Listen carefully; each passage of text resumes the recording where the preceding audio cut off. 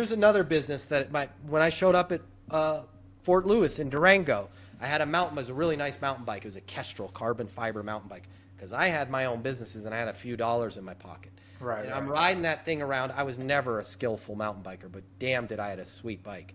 And this guy goes flying past me. I'm like, wow, that guy's fast.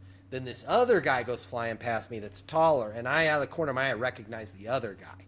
Then this older guy goes flying past me. And I'm like, man, I wonder if they're going to the bike shop. So I ran down to the bike shop. The three guys were a guy named Tinker Juarez, a guy named John Tomac, who was like every mountain biker's idol in the 90s, and a guy named Ned Overland that was always competing with Tomac for those three guys were always number 1, 2, and 3. And I didn't stop. We didn't have cameras. I didn't stop and say, hey, can I have a selfie? You know? Yeah, right. I was like, hey, are you who I think you are? And they're like, yeah.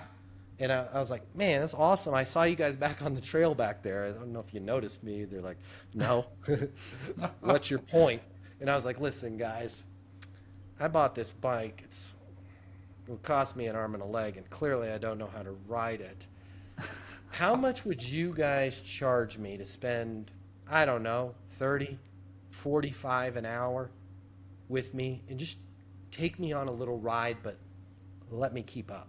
And they laughed like not going to happen. And then one of them goes, $400, which was a ton of money back then, right? So it's all just putting stuff together. So I said, okay, so if I show up here next week with $400, we're going to ride, let's just call it 30 minutes. I don't even need an hour. We're going to ride for 30 minutes? Yeah, absolutely. So started another business. Astonishing Advancements. Went and printed some flyers. Ride with John Tomac, Tinker Juarez, Ned Overland. Take a 30-minute ride through Durango, Colorado.